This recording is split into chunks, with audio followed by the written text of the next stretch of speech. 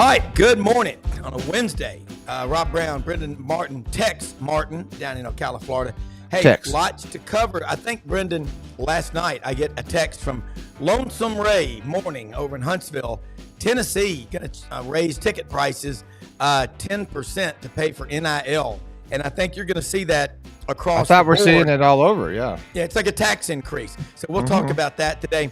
Dave Tompkins at the Low Country joins us from over in Beaufort, South Carolina, home of the Shamrocks, the Marine Aviator Fighter Squadron over there off the coast of South Carolina, ready to go at all times. Also, we'll be joined by Hake Wimberly in Jackson, ESPN 105.9, the afternoon drive, the Matrix Man, the Graph Man, the Chart Man, talking all things in Mississippi Numbers guy. and SEC. Numbers guy, yeah. And Dudley Dawson, Hogville.net, matchup. Hogs heading down to the Plains. Bobby Petrino goes home again to play at Auburn.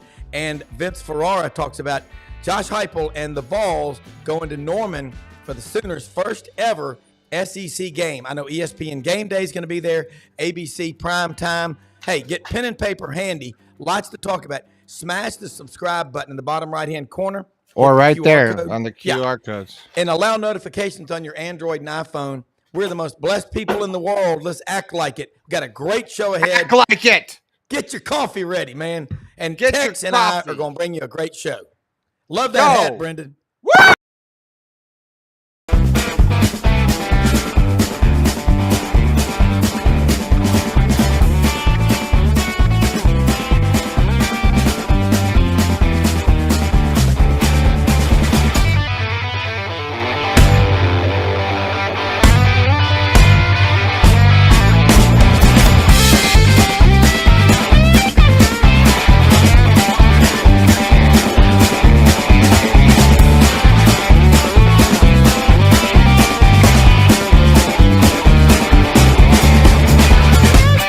Sidelines with Rob Brown. Talk sporty to me.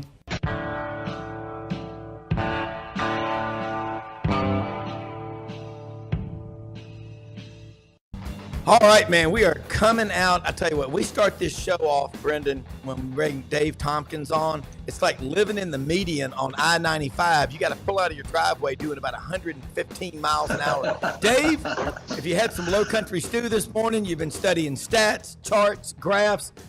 Woo! Man, I was up at 5 It was a.m. Arkansas night. Looking at every game this weekend. As I used to say at West Point, I've made the adjustment now. I was really missing the 3:30 or 2:30 game with Brad and Gary.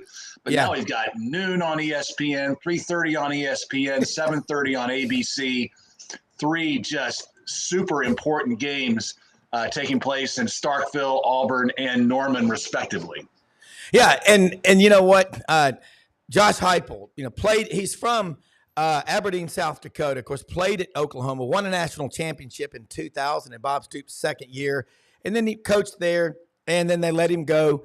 I think he still loves Oklahoma, and they love him. But this is, I'm not going to use the term business trip because that always means you're going to lose the game. But he's going home. It's going to be a big, big day. What's your gut feeling right now on the matchup, Sooners and the Vols? I think the Vols are going to win big. I believe they're a 7-point favorite at present. Yes. But I think they're going to win big. I think what we're going to see next week is a lot of talk about Tennessee perhaps winning the SEC, outright. Getting the first round bye. I think that's going to be some overhype, but I think they're going to make a statement in Norman Saturday night. And, Tennessee still got to play Georgia November 16th between the hedges. There's a lot of football, 12-chapter book, we always say. All right, let's talk about another one. And it's weird. Florida going to Mississippi State. And that one right there, Mississippi State got trounced by the Toledo Blade Runners or the Rockets, whatever they are. And we've talked a lot about it. If you watch the Buddy Martin show at night and the pop-up shows that Brendan has been doing here with all this, nobody's covering the Gator story better. What are the Gators likely to do, knowing Billy Napier? Is he a dead man walking? I'm really interested in Brendan's opinion on this, because if I were a Florida fan, I'd be like, hey, just lose so that we can fire him and we can move on with our lives. starting next week. I mean, that's probably the bitter, skeptic in me, but yeah, I mean, I don't know if you want my opinion. I really do. I really don't know if do. you want my Women opinion. and children. I'll tell you this right now. And I'm going to find this great media guy. I know Rob knows him. Frank Frangie does a radio show in Jacksonville. Good friend of Buddy Martin's, and known him since I was in high school. I was just flipping through and social media last night and looking at different stuff, and I saw a clip of him where he came on and he said, I'm paraphrasing. He says, Florida's Vanderbilt now. We've turned into Vanderbilt. And I thought, and it caught me here because I feel that, I felt that transition with the losses to Vanderbilt, Kentucky over the last 3 years. I felt this sort of, the wheels sort of falling off. I've referred to it as like a con job. I've referred to it as a lot of, and so as I sat there last night ruminating over all of this and getting angrier and angrier and angrier, I almost did this late night show because then I saw there was an article out today in the Orlando Sentinel just talking about, and this was out late last night, and Mike Bianchi wrote it, and basically talking about, screw the scandal with the presidents and the too much sushi that's been going on with Ben Sass and all of these things of the top brass at UF. What about the over expenditures by teams like Florida State and Florida with their head coaches? Why do these guys get these contracts? Why did Billy get this contract? And it's sort of like, as I sat there, I couldn't sleep, and I'm going over it. I'm like, this is like, the University of Florida is really effed up right now because they're not even handling the termination of Billy correctly. None of this is happening with football people, right? So what the hell is going on at the University of Florida? Because they're not doing it right. This is not how you handle this, by the way, with Billy Napier.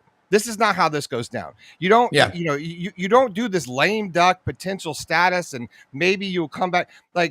Either you keep them or you don't, and you sort of don't go through that. There's so much speculation. They've met, they've not met, they've had these, it's running around and nobody's getting ahead of it.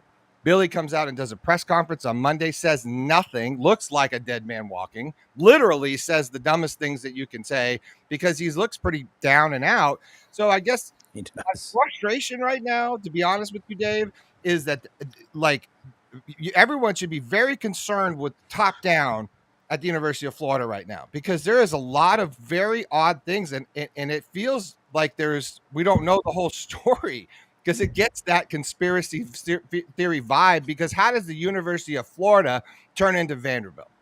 All right, Brendan, you heard what Brendan said, Dave. Let's put that in a business meeting. You got a company and you're just hemorrhaging in losses in several departments, and the CEO has completely checked out, right, and is hanging out in his island home in the Caymans. That's what you got here. Yes, and you've got you're a subscription business, and you have a churn go from like 5% to 50%, and that was the swamp Saturday in the fourth quarter. When you're watching TV and you see an empty swamp, I mean, that was sad. I mean, that was really, really sad. As an SEC fan, the swamp is supposed to be full and loud.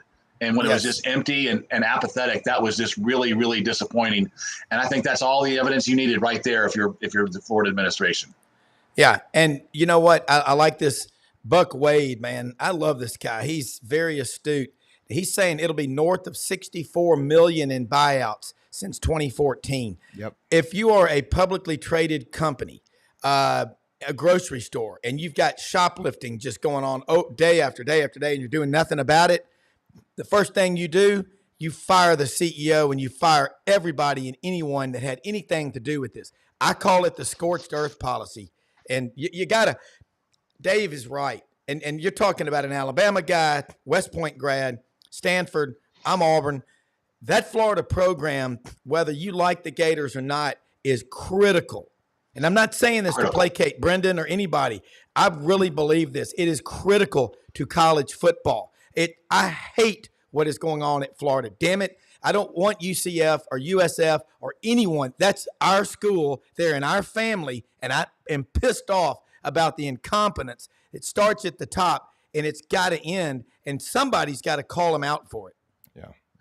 Dave, it's like and I just to dovetail that. It's like, Dave, it's I said this is like a business. Like we've all had jobs where not all of it. But I know everyone in here has had jobs where you have to, you're a director of some big entity, right? You have to manage all of these different people, like 800 people. Where you're one of 12 or whatever. You will get fired so damn fast in that spot if you do not perform. You just will. Like if you go on for a year and you don't perform, and the reason why, Dave, and tell me if I'm wrong, it's the damage that you leave in your wake, and Yes. how difficult that is to undo for the next person who comes in to your spot. It's the whole law of compounding, and good things compound and get better and better, and bad things compound and get worse and worse. And the erosion that is happening every minute right now at the University of Florida is palpable. I mean, it really is. And if I don't know if they have an interim person in mind, but if you do, put him in the seat right now. I mean, because otherwise Florida's looking at a 2-10 year, or 3-9 or something like that. Put him in the seat now. Give him a chance to prove himself, and maybe his interim status gets lifted. If nothing else, give your search committee time to find someone, because someone's going to want to come to Florida. I mean, it's the brand is still there. Yes, the brand is eroding a little bit right now, but the brand is still there. And just take action right now. Don't waste another effing minute. No, don't. And Rob, just to say, this is so critical, because this is not the first time, right? You're now in a succession of these, right? So now this is where you go to the next level. Okay, well, who's hiring these people, right? So then you look at the AD. Well, okay, Scott Strickland's been tied to Billy Napier, sort of like a ride or dies deal anyway, to some degree, because Scott took this big chance on, not big chance, but he took Billy Napier from the Sun Belt and brought him in. I was looking just at the timeline today of I wanted to know more about where did he come from? What's the background? What's his and I think that's when you start digging, you're looking for answers as to how the hell did this guy get here? And so, and that's where you look at, Strickland, then you're like, well, the president, and then you start looking at these other things. And when you do that now, there's missing holes all over the place. And I'll say this, but Hake Wimberly is going to be on with us in just a minute. Let's just be completely transparent. These are state universities. You've got government involved, okay? There is money pissed away with complete, I don't care attitude. And they don't. It's just money. When you get the boosters involved, the private sector people that have made it on their own, not without government money coming in, they make decisions. They're pretty good at it. And that's why you've got to have the alpha male culture come in there. When was the last time? Well, that was part of the problem, because they got the guy Sasses in there, and he's giving out he is a business guy. And so, but his problem is he's giving out all the money to his friends and everyone. But wasn't he a politician?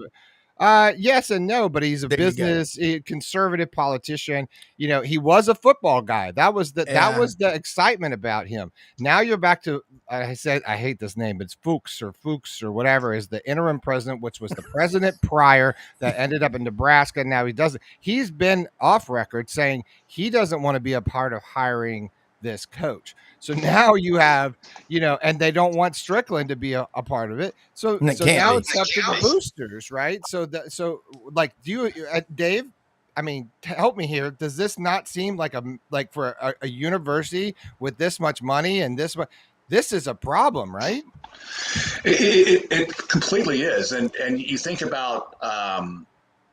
Think about a non-public company, and so your first option is to file Chapter 11, which I think is essentially what Florida's athletic department needs to do right now, and just file, just say this isn't working, Chapter 11, because an 11 then turns to a 7, and a 7 is when you say, hey, it is this whole university, and it won't come to that, but I think just take action now. I'm reading in the comments about the administration should suffer first, and but heads need to roll. You've got to, what the problem is, and Jake's going to come in here. Dave, in the private sector, I know it, and you can't tolerate this kind of stuff. So you got to hold people accountable. Let's get going, man. Hake Wimberly over in Jackson, Mississippi. Jake, you couldn't be happy, and I know your fans weren't happy that follow Mississippi State. Your Ole Miss fans are on iCloud 9, but man, and I was talking to a friend that played for Mississippi State. He's a major donor. I was talking to him Monday night at the Touchdown Club in Memphis. He shook his head, 41-17 to Toledo. I'm with you. I thought Mississippi State would get 6-6 this year. I just think Levy's a good coach, but kind of let's do the post-mortem on that loss at Davis Wade Stadium at Scott Field in Starkville, Mississippi, where there's movement in the aisles with Hake Wimberly now at the podium. Yeah, it's not good. Good morning, guys. It's not good at all, right? I mean, that's not a good football team. And we talked about, some question marks defensively. I think those have been exposed over the last 2 weeks against Arizona State and now Toledo. Cautioned people last week. Didn't think, Toledo would do what they did last week, but that they could possibly stick around in that game to the fourth quarter. This is a situation, and we've talked about this early this week too, is Mississippi State fans are going to have to be patient. That's something football fans don't like. Just because this is now a total rebuild. If you go back and you look at, post Dan Mullen, you've got to go back that far to where, Joe Moorhead was there for a couple years. He didn't do the program any favors in recruiting. There were very, very mediocre classes. Some of the success, and I know Joe Moorhead has spoke about his time at Mississippi State publicly here over the last month or two. There's some animosity there still, I think, from him. But some of that success he had was with guys that Dan Mullen recruited. Then you go to Mike Leach. I mean, obviously Leach, he lived around, the low 30s in recruiting. The tragedy happened with his passing. And then, of course, when you look at what happened with Zach Arnett, there's just, when you look back at the classes 2021, 2022, there's just not a lot of guys that are still left on that campus in those classes. There's not senior leadership, and the foundation has been just kind of, whittled away. So this is going to be a full rebuild for Jeff Levy, and it's just going to take some time. Here's a question. You've got to have somebody come in there and take charge. I mean, think about what Mal Moore did. You go to Miami, you stay there until you bring Nick Saban back, or you don't come back. I like this question by Dr. Arnoff. How are Mississippi State fans, handling what's going on at Ole Miss? That's got to be driving them crazy, but that's what makes rivalries great, because everybody's always trying to be better than that guy who's the best. No, and I would say how are state fans handling? They don't like it, right? I mean, they're hoping and praying. I think a lot of them are that, hey, the shoe drops off the other foot for Ole Miss at some point, and they come crashing back down. But I think we know that Ole Miss is built on a much better foundation right now than Mississippi State, and Mississippi State has not only had change at the head coaching position, they've had change at the athletic director position. So they've just got to have some stability. They've got to have butts in the seats, in the higher positions, coach, athletics director for a while. Let's give Zach Selman and give Jeff Levy some time to try to put this thing together. Yeah. Dave, jump in here. You got your take on this from 10,000 feet. For sure. First off, I don't think anyone should be surprised that Toledo didn't come down and show up and play, because they've always been a good football team, and they've been a David that's beaten a handful of Goliaths over the years. So that part of it was not a surprise to me. How Mississippi State played was a surprise. I think the situation in Starkville is far different than the situation in Gainesville.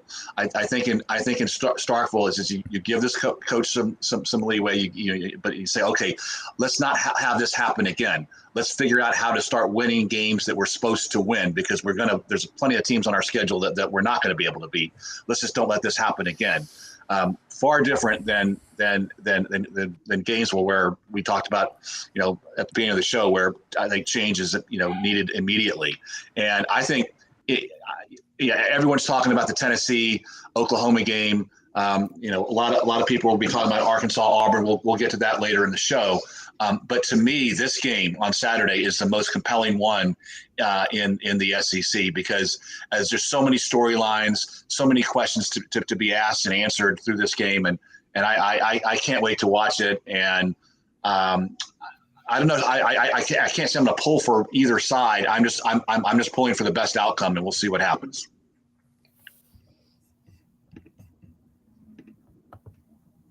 I think when you look at it, there you go. Okay, Jake, with what's going on in this league, you're great at putting out charts and matrices and all on your background. At this point, and this is Graham Hall was supposed to be on in the first segment, just getting in, but I know he had a call. He had to That's be all on. right. So I'm sorry, gentlemen. We're going to bring him in and mix all this stuff up because it's a hot topic. But Jake, I agree with you about Mississippi State, but you've got some pretty smart. Dr. Keenum's been there for 70 years as the president. I mean, he's been around longer than any tenured president in the SEC. You got to have people, men and whoever, men or women, that are alphas to go in there and kick the betas out. Because if you leave it, I mean, government could screw up a 2-car funeral. And if you don't watch it, you get these people. I'm not saying all university presidents, they're not. I like the president that Auburn has. He is a major in chemical engineering from Notre Dame, Dr. Chris Roberts, and taught engineering at Auburn, was a professor and all for decades. I like having an engineer. I want to be reincarnated as a rooster with a degree in mechanical engineering and a master's in accounting. That's just me. But Jake, before we go bring Graham in here, who covers Florida, I want to get this discussion going.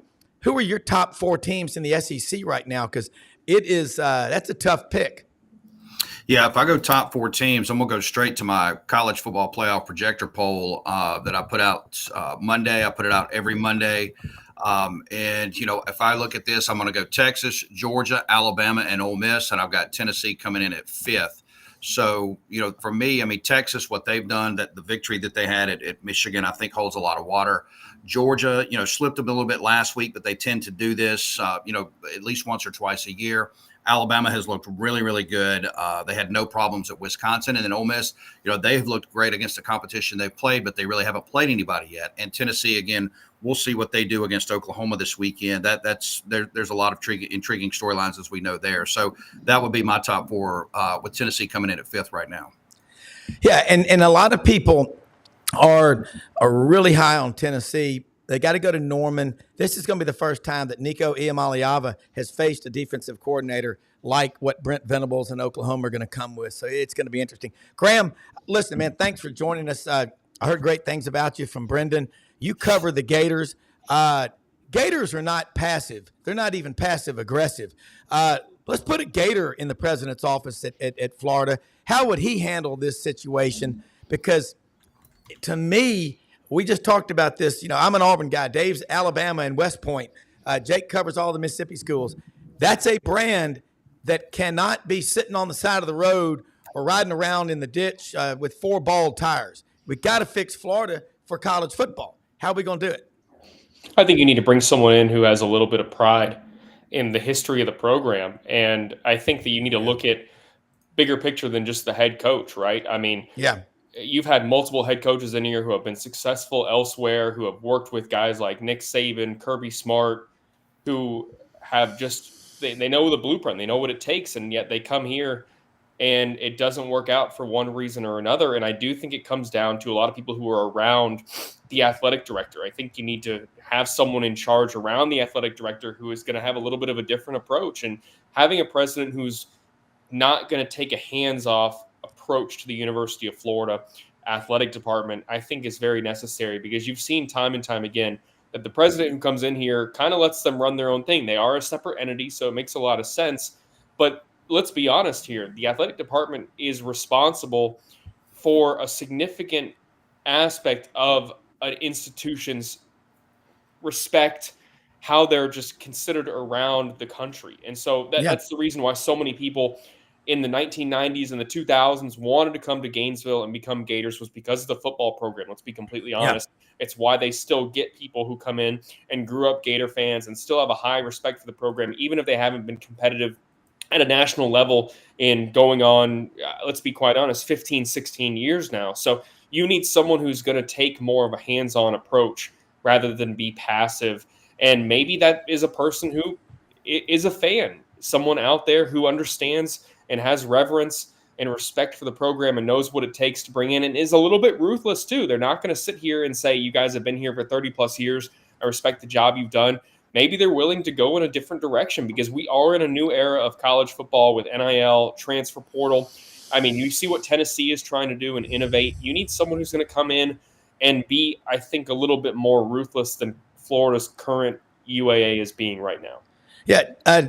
Jake, think about what he just said. I want you, Jake, your thought, and then go to you, Dave. Really passive aggressive does not work. And laissez-faire, hands off. You're in the president's office. I mean, hey, get her done. Yeah, you better be thinking differently, right? Everybody better be. And everybody's, you've got to be extremely aggressive. If you look at how, some of the teams that are having success even now, I mean, at least today, the Miami Hurricanes, I mean, they look like they have kind of maybe got this thing going in the right direction. They've been aggressive in their NIL. They've been aggressive in their approach. You look at Oregon. They kind of tripped out of the gate. They might have gotten things turned around this past weekend. Very aggressive. Tennessee, very aggressive. I mean, there's a pattern here with a lot of teams. And you look at Southern Methodist and the way that what they're trying to do out in Dallas, very aggressive. So I think you have to have people in place, regardless of where you're at, to be aggressive, to a fault, to be savvy, to be smart, to think outside the box. And that goes for every university. And that doesn't mean that everybody's going to have the same success. But I think you have to be. I think if you're sitting back and you're still playing the same game, I think you're going to get lost. Dave Tompkins, it's a diametrically opposing argument that people make. We're here for academics, but front porch of your university are your sports teams. And when you're winning, your fans, your alumni, your supporters are more likely to write checks when things are going well versus the opposite. Agree or disagree? This whole notion of we're an academic school, I can use Stanford, where I got my graduate degree, as a great case study there. It's BS. It spills over to everything that the university does. I mean, a great case study there of how to do it is Alabama. And, forget about the 6 national championships. Think about how their enrollment has doubled. It doubled during the Saban era. Think about all the great professors that they lured to Tuscaloosa, who do groundbreaking research, who are great teachers. Now, all that happened under Saban's watch. And the university arguably improved more academically and non-football than it did in football. And that's the opportunity you have, particularly out of Florida, that still is and will always be a football school, with all due respect to Billy Donovan. And you got to get that program back on track, and it'll have spillover effect for the rest of the athletic department, for academics, for the great city of Gainesville, for everything. And the time to act is now. Graham, I'm friends with Dr. Bill Hardgrave, the president of the University of Memphis. He was the dean of the College of Business at Auburn. He came there in 2010 to 2017. In the 7 years, he was dean of the College of Business. They won a national championship his first year. That's nice. Enrollment increased 47%. He's now the president of the University of Memphis, and he's doing the same thing there. When you go to meet with him, when I go to meet him for lunch, he walks from his office across campus to meet you. And I said, do you do that so you can talk to the students? He goes, absolutely. That's who I work for. I want to see somebody come into that office, in this case, Florida, who gets up every morning and says, God, I love the University of Florida. I love the Gators. I love our fans, our supporters, our student athletes, versus I love the paycheck. Graham, is there someone like that out there? There's got to be someone like that out there. You got to bring in someone who has ties to the University of Florida. The academic side at Florida has been handled. I know that they're no longer that number one public university, depending on what magazine you read, but that has been handled. They brought in Maury Husseini from Emory University a decade ago, who helped Florida go from being a top 20 public university to one of the top ones in the nation. And no disrespect to the job that's done, but the football program hasn't been competitive there. So you see a lot of people who are not as focused on the success of the football team anymore. There's a part of that I respect the educational aspect. You're there to go to school, of course, but if you want to have long-standing pride in people who are going to be in successful professions and then are willing to give back and donate to a program because you had a great experience as a student going to football games, and you're going to help fund that for the future generations, you're going to need to get that thing back on track, because you can have as many successful people as you possibly can in Gainesville coming out of that school. But if they don't care about the health of the football program, you're setting yourself back not just for the current time, but for years to come. And I think that's part of the long-term concern here, is that the longer that this thing goes on with Florida not being competitive, you're going to have more people that just aren't going to care, who are in a position to give for years to come. Well, and Graham, I wanted to say this really fast and to the panel, and I'm reiterating myself, but I wanted you to hear this and react to the fact that I sat there last night listening to Frank Frangie's comments about being Florida's now Vanderbilt, right? And I'm sure you heard that last night. He says Florida's become Vanderbilt, and he made a very strong case about it. And I was just watching it last night. And anyways, subsequently, he sort of got to the point that the whole top down all the way down to Billy is sort of broken right now. It was the timing couldn't be worse for this to sort of go down, because you've got all this stuff happening with Sass, and then you've got Fuchs or whatever the hell his name is. He's the interim. He's lame duck. He didn't really want to be there, right? So he don't want to be responsible for that next deal. So he's sort of just like hands off. So you imagine that meeting? It's like a bad like hot potato. Like I don't want to deal with it. Like I don't know, Like so. So here we are. So what do you think, Graham? Like I've never seen this at Florida. Like it just seems like they're screwing up. The firing part of it. Like there's no definitive. It just seems so loose. If I'm a player right now at Florida, if I'm Lagway, I'm thinking, shit, I'm out. Yeah, you wonder where the direction's coming from. I mean, I think that is totally fair. You have three people who in the next year may not be there, in Billy Napier, Scott Strickland, and Kent Fox. And right there, you wonder what the future is going to be. And while maybe, you think that athletes are going to think about NIL and just be happy as long as they're getting a competitive, from a financial standpoint, I do think that there's a lot of people who are thinking about being developed and wanting to be in a place that's healthy, and that they can sit back even 20 years from now and say, hey, I went there and helped turn this thing around. And I don't know if a lot of people right now in Gainesville currently see that being possible, because there's so much work that needs to be done. It's a little bit of an extensive process. Jake, look in Mississippi. You cover Mississippi State. You're an alumnus. Ole Miss. Look what's going on at Ole Miss in that Grove Collective. We talk about the money. Just the money accumulated from those 15 attorneys in that big lawsuit with the tobacco companies. It's in the billions, but they're not going to be outbid by anybody, and that's a state with less than 3 million people. Talk about the leadership at Mississippi State and Ole Miss. I know some of those people. They are alpha males. They hunt, they fish, but by God, they love their universities and will give a lot of money and time and get their friends involved. And that's a difference, isn't it?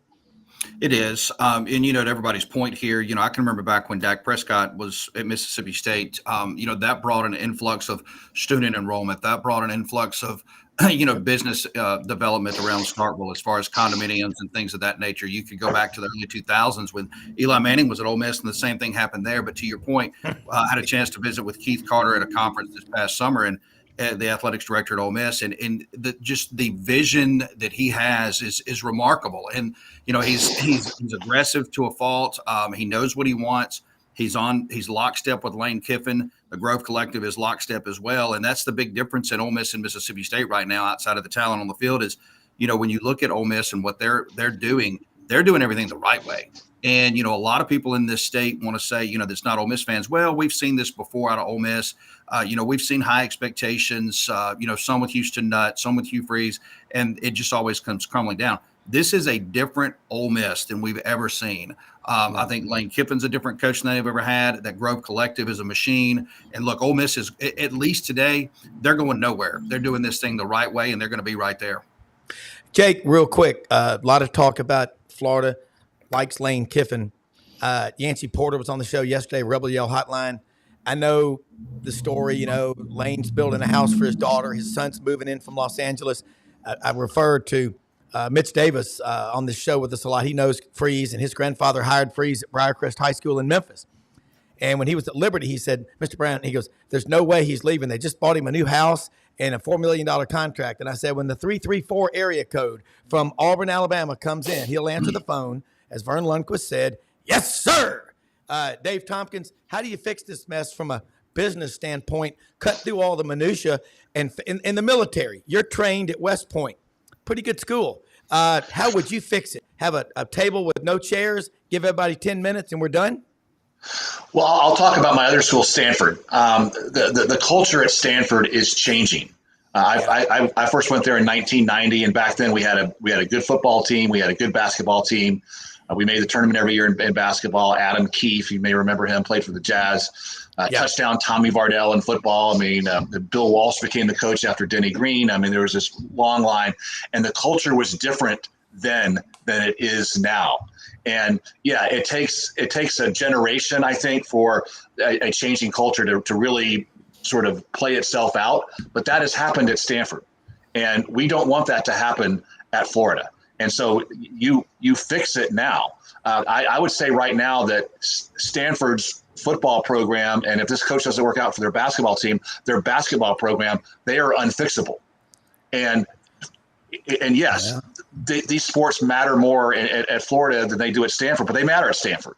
And so the time to fix it is right now, because if the culture, if you lose grip of the culture, man, it's really hard to roll that back. Yeah, and I was saying, but think about that stuff in the SEC though. Like, you got to think about culture. You got to think about, look, you've built this giant. You got the big house. You got the swamp. You got all this stuff. You start making your fan base mad. You start pissing off the legacies, right? And you do that by not letting in legacies, which is Florida has done a lot of that recently. Exactly. Last several years, the legacies, like we got a couple of people in this chat that had that experience with their kids. Yep. You stop letting in your legacies. Like, yeah, you get your academic prowess may go up or whatever, but end of the day, there's a lot of people that you don't pass that tradition down, from generation to generation. Therefore, you don't have a very strong foundation if you're a fan there, because you just at school there and you just did your starter kit for went to the Gator shop, and now you're good.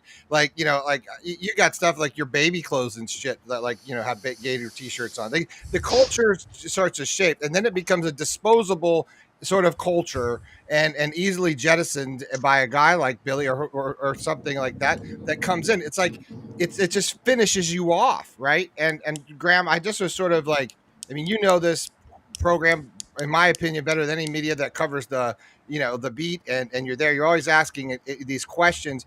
I just don't know how it feels like the university doesn't know even who the interim's going to be.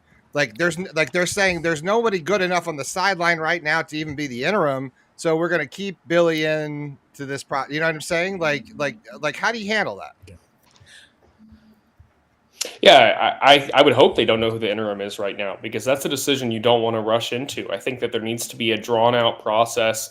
It needs to be done fairly and extensively to find the next one, because this is someone who you're going to plan to bring in for longer than your next head coach. So you need to spend a little bit of time doing that. And you've already, I think, coming off Ben Sass, not to be political whatsoever, but there are certainly a lot of, I think, negative headlines, more so than the positive ones. And you don't need any more of those if you are the University of Florida. So they better knock it out of the park. They better find someone who is absolutely invested in the success of the athletic department, as well as maintaining the upward trajectory of the academic side. Because if you don't do that, you're going to see the thing continue to drop off that we've seen in the past couple of years, and Florida's still going to be kind of stuck in the mud. Yeah. Let me say this, Jake. I know you've got to get out, and Graham, we'll let you go too, because we got Dudley Dawson, Hogville.net, and Vince Ferrara from Knoxville coming on. But I've said this for a while. Florida is becoming the UVA of the SEC. Everybody, my brother-in-law and everybody, they all went to Virginia Tech. They hate the University of Virginia. You don't want to be that. I don't hate UVA, but you don't want a bunch of people that aren't from Florida, that aren't from this culture, that don't share your values at your school and dump on your legacies. If you look at other schools, they've been smart to do that, maintaining 65% in-state enrollment. Jake, close us out with what is the culture, Ole Miss and Mississippi State, about keeping legacies and all like that. Yeah, and well, and I mean, can we get a comment about the game, because they're kind of playing each other this Saturday? Yeah, so I know. I'm going to get that. We haven't even Jake, that Jake, matchup. It's been kind of crazy. I would hope we get to the matchup a little bit. I hope Jake's not mad at us. Not at all. Not at all. This is good stuff. No, when you talk about culture, I mean, look, I would say right now, again, from cradle to grave, everything is much better in Oxford. Their culture is very good. You go back to their collective is very good. Their football team is very good. I mean, that from the top down, to the bottom up, everything in between, everything is good. Right now, Mississippi State is trying to reestablish some semblance of a culture. Again, the Dan Mullen culture was really good at Mississippi State, but then you go through the Joe Moorhead change, and to the Mike Leach era, and of course the tragic passing of him, his death, and then you get into what happened last year. There is no culture right now, so they're trying to build that culture. You just can't ring cowbells and call it a culture. You got to have a solid footing there. Mississippi State doesn't have it right now. All right, how do they follow you, Jake? On X at Jake Wim. Of course, we'll be on today 3 to 6. If you're outside the listening area, just go to thezone1059.com. If you're inside the state of Mississippi, just about anywhere except for the upper north half and bottom southern half, you can go to 105.9 on the FM dial. And again, give me your score on Mississippi State, Florida. Oh boy, let's flip a coin here. Give me Florida. Florida gets a win. Billy gets another week. Wow. 31 to 20. I mean, who knows? I have no idea what's going to happen in this game. It's very intriguing, though. Well, but you'll eat some Dewey's barbecue and have fun. Little Dewey. Absolutely. All right. Absolutely. Hey, Jake, thank you so much. Jake. We'll do it next week. Appreciate you playing in this thing. All right. Graham, what is the line? Do you know the line of the game? I don't even know what the line is. It's It 4.5. depends. It's about a 4.5 to 6.5, depending where you look. Yeah. Okay. So what happens this weekend, Graham? What do you think? I mean, and Graham, we're going to definitely have to get you back on. How do people follow you? Because you're doing a lot of great work. Brendan said great things about you, and appreciate you working on this panel here. It's like the McLaughlin group. You guys are too kind. I'm sorry I was late. I tried to get here sooner, but we got to make it happen again soon. We can talk a lot more because this thing, we could talk for hours about the state of Florida. I think that the Florida is going to pick up a touchdown victory. I right now have them 27-17. And like you said, you go into the bye week with some much needed momentum there, and you see what happens. I think that Florida obviously has a ton of things that they need to correct, but it's still early. I think that people are panicking fairly in a way, but panicking also a little bit too early in some other ways. So this would be a confidence booster for Florida. If they lose this one, then I think all bets are off when it comes to Billy Napier's tenure in Gainesville. But I think this is a much-needed victory for Florida, and they can get back a little bit on track and get some confidence back because they haven't had a lot to be confident in the past couple of weeks after really an offseason filled with momentum and positivity. And regaining some of that is necessarily – it's a critical intangible for the rest of the way, especially when you look at how daunting that slate is. What's your Twitter handle? At Graham Hall. You can follow me there as well. My website is, I work at swamp247.com. We have a great message board community. If you want to talk Gators or argue with everyone else, great place to do it. That's what the internet's for, right? So make sure you do that. And always looking forward to being back and talking. Where are you from, Florida? I grew up in Gainesville, born and raised, lucky enough to go to the university and went to Gainesville High School. And I guess you can blame me a little bit because when I got to UF, it coincided with maybe the downhill decline. When I was there in high school, I got to go to a lot of games during the 2006, 2008 season. And ever since then, I've lowered my standards a little bit. I'll say that. Hey, man, we don't want to become comfortably numb with losing. Yeah, no one wants that whatsoever. Yeah. That's right. If there's anything worse than being upset, it's apathy. And Florida's in a dangerous place of people being just not caring one way or the other. They've been hurt too much that you can't hurt them anymore. And that's probably a dangerous place to be in when they lose the emotional investment. And that's what I think a lot of Florida fans are anxious about happening to the current generation of fans and older people too, who grew up following this team. They're getting apathetic because they've been hurt so much. Yeah, you cannot ever get better if people don't get angry. All right, we'll take care. We'll do it again soon. Have a great day, and thank you for your Graham. time. Thanks, y'all. You take care. Dave, nice meeting you. Brendan, Rob. Yeah, we'll do this again soon. Next week, maybe we'll get you back in here. Okay. Hit me up. Absolutely. Great time during the bye week. Graham. I'll get some rest. Brother. Okay. See you guys. Perfect timing. Dudley Dawson, Vince Ferrara said, hey, man, sorry I'm running late. My boss wanted to talk to me, so that worked out perfect. Dudley, thank you so much for being patient with us. It's been a wild morning. Dudley Dawson, hogville.net up in Springdale, not Fayetteville. But not Springfield. I know, Springdale. That's what I'm saying, Springdale. Nobody flies in the house of Matumbo. I've been drinking too much coffee this morning. Hey, wasn't Homer Simpson from Springville? But can't remember that town. Springfield. Yeah. There's a lot of hey. It's been in the news lately. A lot. It has. Chickens are running scared. Hey, I was in Memphis Monday night. Of course, we live here in Memphis. Touchdown Club. Hunter Yurachek came. Impressive guy. Came and talked to us before the event. And it was Arkansas night. They called the Hogs at the Touchdown Club in Memphis. It was a lot of fun. And he talked about in the 7 years he's been there, I think the Hogs have won 36 SEC championships in different sports. And he said, if you combine the bottom 6 SEC schools, that's more than they've got combined. He said, I know, but everybody looks at football, basketball, and baseball, and we got to get that right. And I asked him a question in the crowd. I said, hey, what are we doing to stop the emasculation of college football?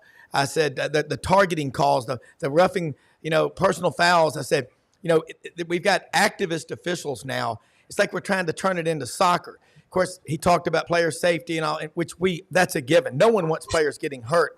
But it was almost like some of the people in there thought I had horns coming out of my head. How can you question what we're doing in college football? But we got to save the game. It's a game played by big, tough, violent, physical men from Balch, Arkansas, like you, that grew up with a badass coach who understands that the lessons you learned as a kid playing football carry you through life. Yeah, I've called it wussification of college football. And if you do that for the first time and don't tell your bosses, they will call you and say, what did you just say? And I said, it had a W to start with it. It had a W to start with it. Come on now. Sir. Yeah, but it's interesting. I'm all for player safety. I'm a product of a traumatic brain injury myself from a car wreck. But I do think that we have certainly softened the game to a point that I was sitting around the other day counting what I thought were going to be targeting calls, and they were just simple tackles. From back in the day, I take great pride in my wife, who's standing behind me here, knows this. I take great pride in the fact that I got 16 personal foul penalties in high school. Yep. Well, here's the thing. The Bill Lambier of Yeah. Well, look, and this is the thing about it. And Brendan, you played ball. Brent, Dave, we all played sports. Whatever sport you are, if you wanted to be great at something, you had to stand out. You had to be an alpha. We got to get the betas out of the way. I mean, I saw some penalty. I mean, people now, we have got to get wokeness and all this soft pettiness out of the way. Football is a physical, rough, tough, violent game. And Dudley, you may not have the most talented team, but you can be the toughest, get after their ass for 60 minutes. If I'm a coach, that's what I'm preaching every day. But I told Hunter Yurachek, I just said, and it's almost like we're trying to turn football into soccer. Soccer is a different sport than football. And I was really impressed with Hunter Yurachek, by the way. I mean, he's got a son on the team at Arkansas, a son I think that's a GA at SMU, and a son who's coaching tight ends at South Carolina.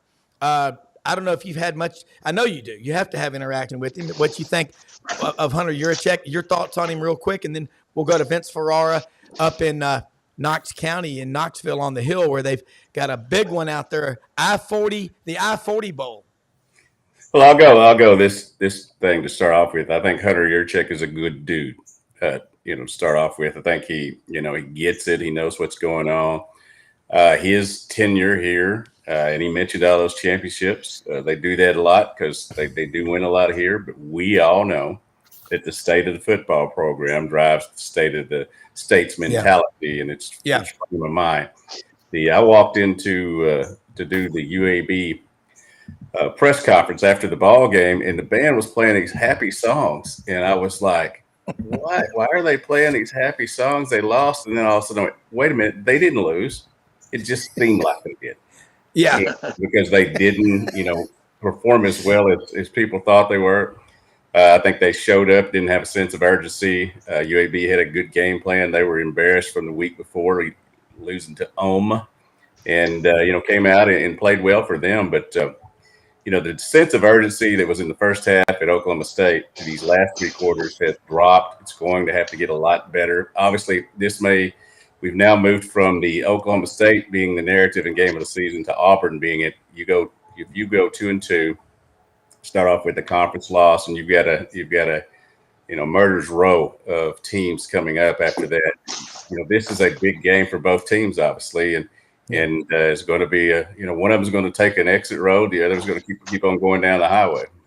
Dave, I know you've got it hard out here in just a minute, but jump in on this conversation. Then we'll get to I was just going to build on Dudley's point. It seems to me that the winner Saturday in Jordan-Hare recaptures their season, and the loser may have their season just get away from them, particularly with the schedule that both Auburn and Arkansas have the rest of the way. So this is an absolutely critical game for both teams. And I think it's going to come down to toughness, as Dudley was saying. I think the tougher team's going to win.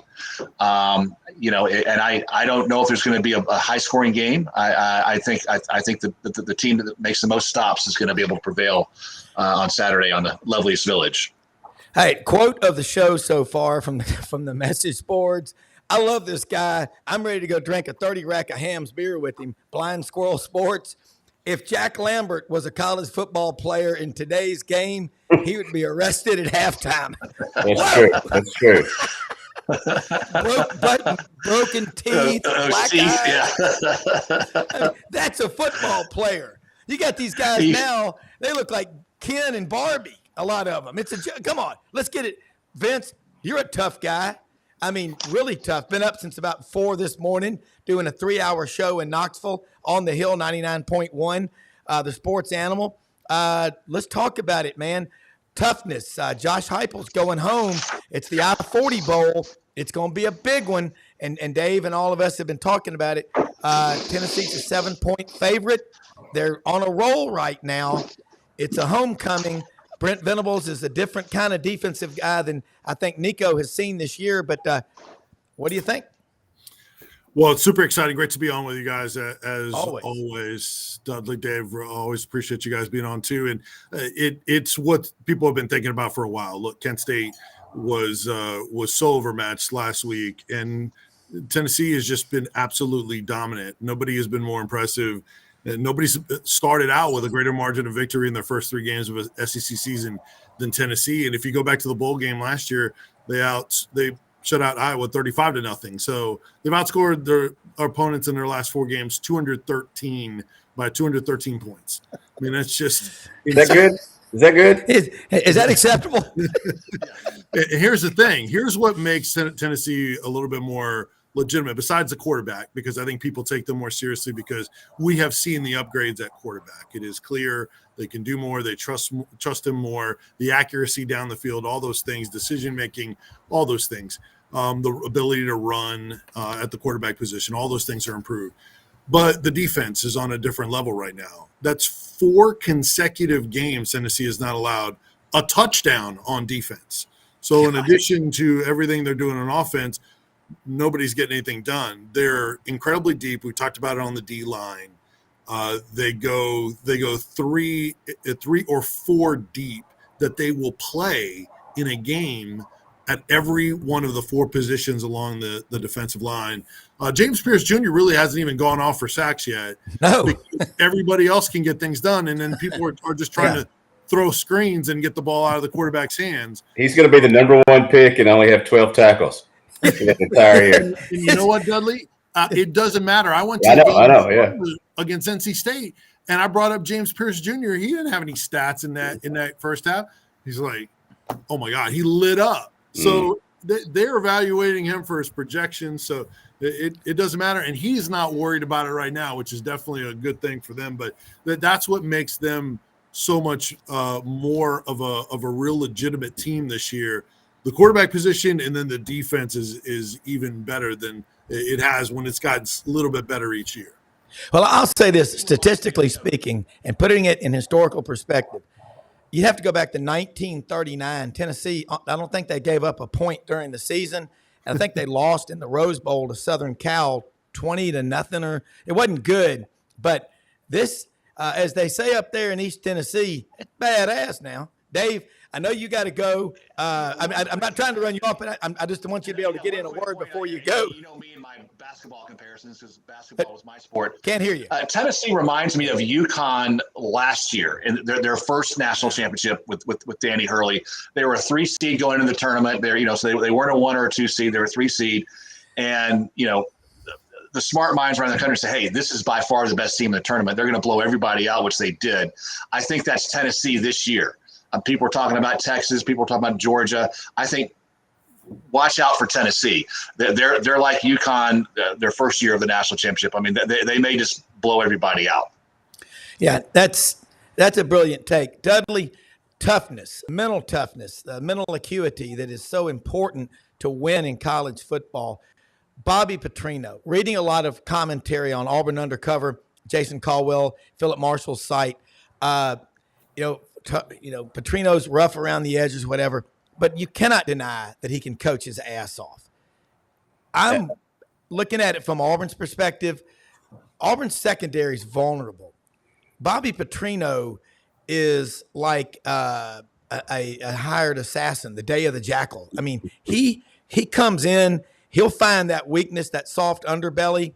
You better be prepared. It's going to take a full 60 from either one of these. I think this game goes down to whoever has the ball last and doesn't blink. Yeah, certainly could be. I know that Coach Petrino is doing a lot of work this week with Taylor Green, who is an outstanding athlete, and it's interesting. He's dropping dimes on difficult throws and sailing them on easy ones. And he he missed his first 7 passes, was 3 of 14.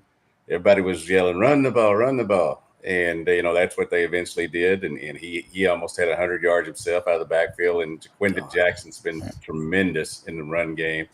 I expect them to lean on that run game a lot this weekend. But, yes, if Taylor Green can make the easy throws like he does the hard throws, then Arkansas would be a much better football team. And I'm sure that there's some footwork discussions, some mental discussions. We all know the transformation that Bobby Petrino can make with a quarterback, and I suspect that from this time until he leaves the school, and I'm talking about Taylor Green, which I think will be I think it's a 2-year deal here with him here. I think he'll refine like a clay sculpture or whatever, and that kid's going to be great. Now you got to make those easy throws, and it's amazing that he's just standing in front of somebody that sells high, and then he throws one from behind his head, and it lands just like a dime into a short space. But it's going to be a very interesting game on Saturday afternoon, and I think that as we've been talking about, one of these teams is going to be dejected. The other one's going to have some life after this game, and that will also describe the fan bases, not only the football team. Yeah, this Hams Beer bit of insight here. The Hams Bear behind me just made me think about it. DJ Durkin was defensive coordinator at Texas A&M last year. Bobby Petrino was offensive coordinator. So that's going to be fun to see how that plays out. They both know a lot about each other. Who has the advantage? All I know, as I go back to 2010, Ryan Mallett, the big native, 6'7", rest in peace, Ryan. He was tearing Auburn up in that 2010 season. Got hurt, and Tyler Wilson from Greenwood, right outside of Fort Smith, came in. We had an incredible day, but I think that was kind of the zenith of Bobby. That's what Bobby Petrino can do. Scary. Vince, let's talk about this matchup. I watched Oklahoma play Tulane. We're going to have Chris Plank from the Plank Show and Boomer Sooner Network. He's the sideline reporter. He'll be on the show Friday. If you want to I think I may have hooked you up with him. The guy's phenomenal. We'll talk. Yeah. Mm-hmm. Yeah, and he's going to be on with us Friday along with Roman Harper. That's going to be fun. This matchup right now, Tennessee is on a roll. What's different about Oklahoma versus everyone they've played other than the fact that they have players? Well, yeah, I think the talent level is up. I don't think NC State's roster. They have some good individial players, considering the wide receiver and one of their DBs, White. But Oklahoma has more guys. They've got a couple of preseason All-Americans, Stutzman, Bowman. On the defense. So they got some dudes, and then now Mason Thomas on the defensive line. He had 3 sacks in that Tulane game. Now he's coming on. So Oklahoma has been getting to the quarterback. So they're going to provide the best pressure to this point of anyone that Tennessee has seen. So that's one thing. And Venables is if there's one thing he has been able to accomplish this year is improve that defense. So the problem is the offense, whereas for a long time you couldn't get the defense to to improve, and it was all about the offense when they had the elite quarterback. So I think that will be a different thing. They will probably pressure Nico, try to confuse him, give him looks that the redshirt freshman hasn't seen. But look, he has the ability to make plays with his legs, and that's a game-changing type of dynamic. Plus, Tennessee's run the ball so well. Oklahoma has not seen anyone that can run the ball like Tennessee can. Tennessee has already rushed for over 1,000 yards in 3 games. They're averaging 7 yards a carry. And so they've kind of almost found their 3 running back a committee monster that they had last year. So it's impressive. So I think that is a big part of it, is the looks of Venables and what he gives to Tennessee's offense. The other thing is Oklahoma's had a lot of injuries on the offensive line, where they started their 13 center last game, and then wide receiver. Now they're getting one of their wide receivers back supposedly for this Saturday. The Burks, the former Purdue wide receiver, has been their leading receiver, but Oklahoma hasn't run the ball great. Their leading rusher is Jackson Arnold, their quarterback. That's not a good recipe for them. And so how does Tennessee defend a dual threat quarterback that they haven't seen one yet this year? So besides the upping in competition, both teams present the other with things that we haven't seen them really face to this point. And then one other thing that's important is Tennessee's offense under Heupel. It has not traveled with success to elite venues in the Southeastern Conference, whether it's Georgia, whether it's Alabama, even hostile environments like Florida when they're not great. Tennessee's offense has not been the same in those venues. Can that be different this time around? Is this roster, this deeper team, is this new quarterback, another year in the system, can they break through and check that box on the road and carry that offense? What could be different besides the QB is the defense, because defense would be able to travel and not put your offense in feeling that they have to score every time, not put them in that kind of situation. We'll see if that's a difference maker to put them over the top in a tough road venue in the SEC. And Gaylord Family Stadium is going to be 80,000 plus. The Conestoga wagon, dun, dun, dun, dun, dun, dun, dun, dun, dun, dun. There's 3 notes to it, Dave Cody said. 3 notes that fight song. Rob, I don't know if you heard Josh Heupel. He joked on his press conference this week. He said, I'm sure that the Oklahoma fans will be quiet out of respect for me when I played there. Yes, I heard that. I heard that. Dudley, let's talk about that line of scrimmage matchup, Auburn versus Arkansas. Where do you see Arkansas having a distinct advantage against Auburn, especially since they're starting Hank Brown? Are you sure Hank done it this way? The conversation. He's got a great name. If you're in Auburn, Bocephus, got Hiram Hank Williams from the tiny town of Mount Olive, which is just right, I think, near Greenville, Alabama, between Greenville and Andalusia, Mount Olive. But what do you think about the matchups here? Well, I think they're pretty even. I've looked at both film on both teams. Obviously looked at Arkansas up close, but watched a lot of Auburn film. There's a lot of things they do well. As Coach will tell you, there's some things that they need to do better. And I think whoever can go out there and, as you eloquently put, who can establish the line of scrimmage, and that usually is the way in most football games, whether you have talented, skilled players or not.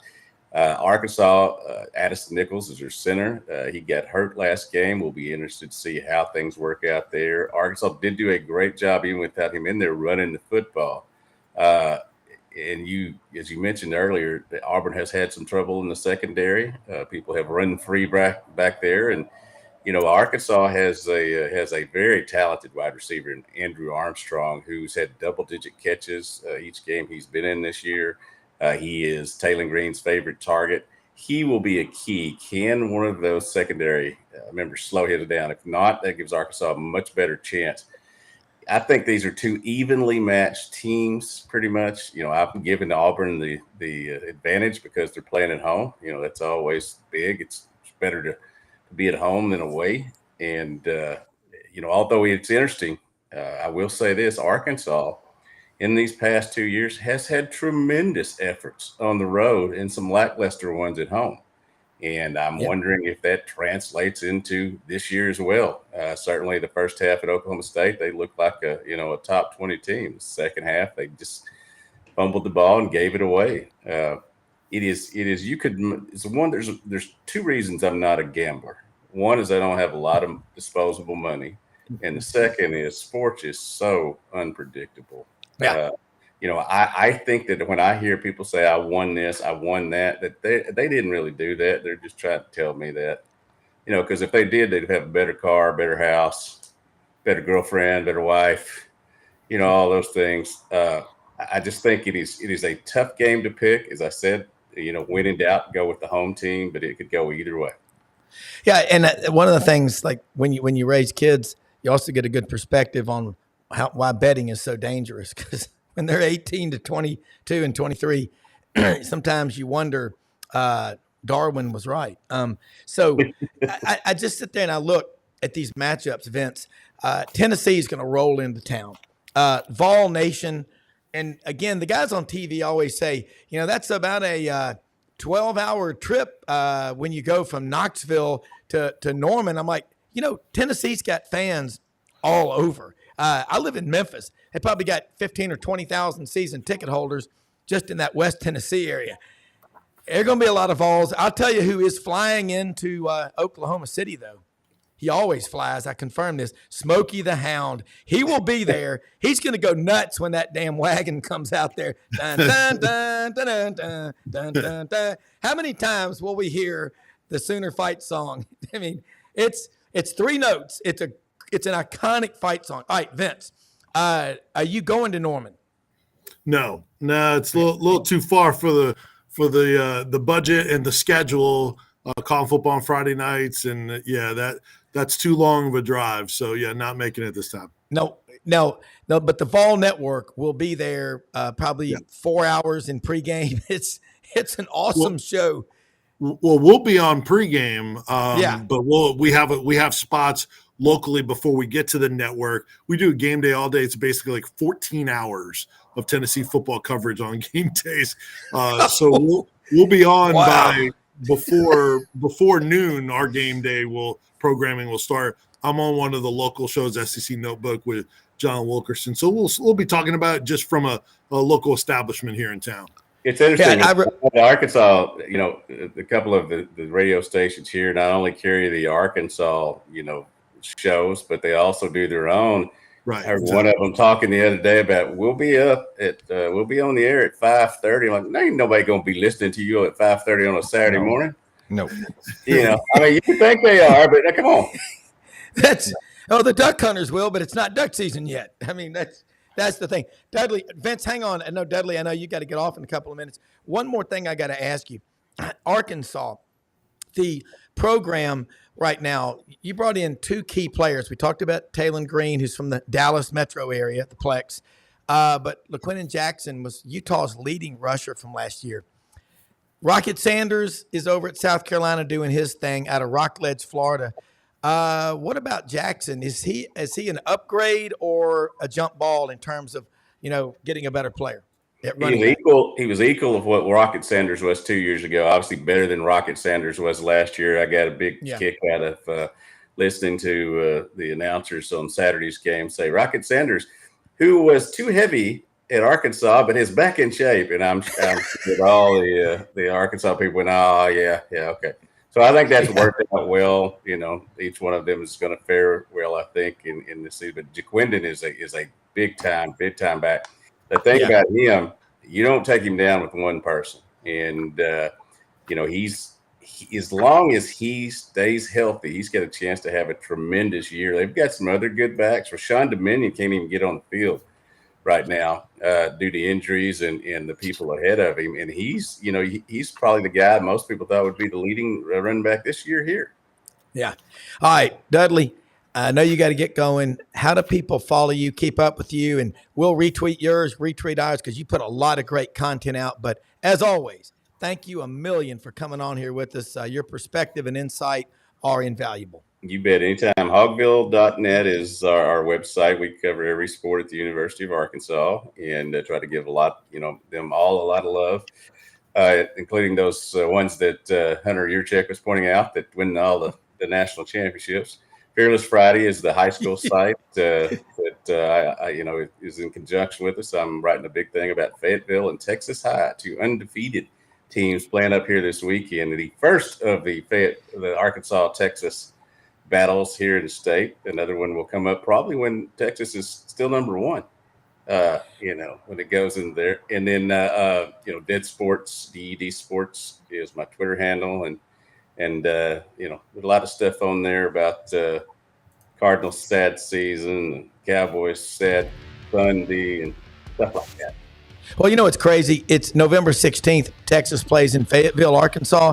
That is opening day of duck season in Arkansas. But it won't matter. Everybody will go early and then go to the game wearing their camo. Dudley, thank you so much, man. Anytime, do it again next week. You bet. Vince, I want to ask you one more thing now. People need to follow you. You put out great content. It is a nonstop, just like Dudley. How do they follow you, keep up with you, and your parting words? But let me say, we're the most blessed people in the history of the world. We are the greatest country. Let's act like it. Find reasons to help other people. Go out and make a difference every day. Support this show and our sponsors. They're all at sidelines.live, like Coolmore Logistics and Transportation, HouseIndustriesInc.com, Hewlett & Dunn Boot and Clothing Company on the historic square in Collierville, Tennessee. And as I mentioned yesterday, Exo Armor, check them out. They're making innovative, non-invasive pads and braces for athletes using 3D printers. During a game, they can dial in your information. And in the third quarter, Vince would be back out on the game, clubbing people and sacking them and making James Pierce sweat to be that number one pick in the draft. But anyway, Vince, your closing comments. Yeah, appreciate all those words, Rob, and all the socials. At Vince Sports, VINCE Sports, Instagram, Facebook, and Twitter /X. And then our website, podcast of our show, 991thesportsanimal.com, doing work on the Vol Network, on a TV pregame show, a Vol Network pregame interview. I'm going to talk to Keenan Peely before the game. So awesome. We got a lot going on, but it's a lot of fun right now. It never feels like work either. It's awesome. Thank you. And Brendan, we got to get Graham back on. He was fantastic. I know that was cool. We have a great panel on this show. We had Dave and Jake and Graham going, but a lot of interesting takes. And what are y'all talking about on the Buddy Martin show tonight at 9 p.m. Eastern? I have no idea. I don't know what they're talking about. You never know. Yeah, but they'll be on talking Gators, that's for sure. So yeah, check all them right, out. Great stuff. Yeah, we got a great show in store for you tomorrow. Looking forward to it, talking SEC. Tell your friends about this show. Support it. Smash subscribe button. We'll see you in the morning. Thanks for watching.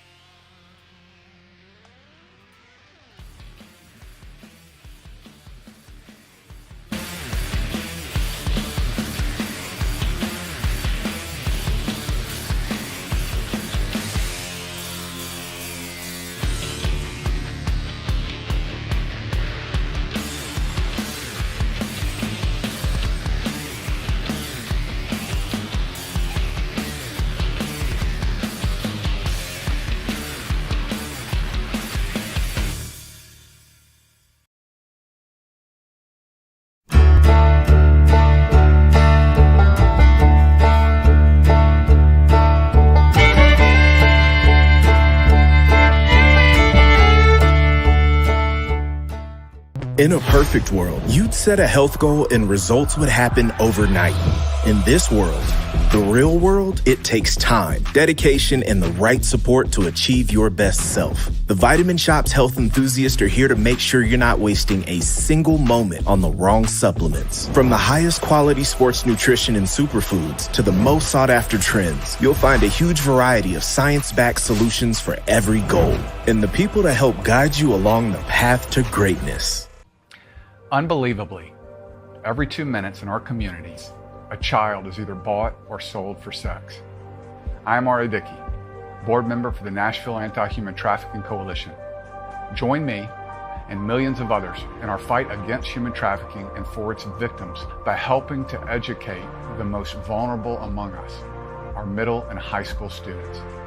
Go to nhtcoalition.org, become a partner, and help keep our families safe, because none of God's children are for sale.